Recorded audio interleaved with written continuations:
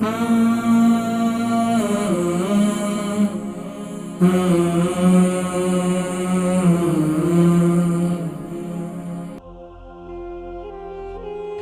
علی ہیں، 53 سال عمر ہے اور کولیسٹرول ہے، شوگر ہے، کیا استعمال کروں؟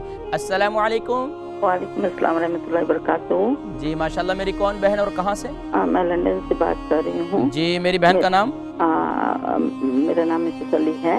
مسز علی، مسز علی جی کتنی عمر ہے آپ کی؟ میری عمر 53 ہے۔ 53 جی، سوال؟ مجھے کولیسٹرول کا پرابلم ہے۔ کس چیز کا؟ کولیسٹرول کا؟ جی۔ کتنا عرصے سے ہیں؟ مجھے یہ بہت سالوں سے ہیں، اور میری ڈائبٹیز جو ہے وہ باؤنڈری لائن پہ ہے۔ کیا چیز بارڈر لائن پر ہے؟ ڈائبٹیز۔ اچھا ٹھیک ہے۔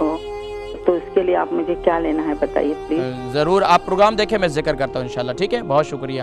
مسز علی ہیں، 53 سال عمر ہے اور کولیسٹرول ہے، شوگر ہے، کیا استعمال کروں؟ دیکھیں، کولیسٹرول کے لیے بہترین طریقہ یہ ہے کہ آپ جو ہے صبح نہار منہ ایک لہسن کھا لیا کریں۔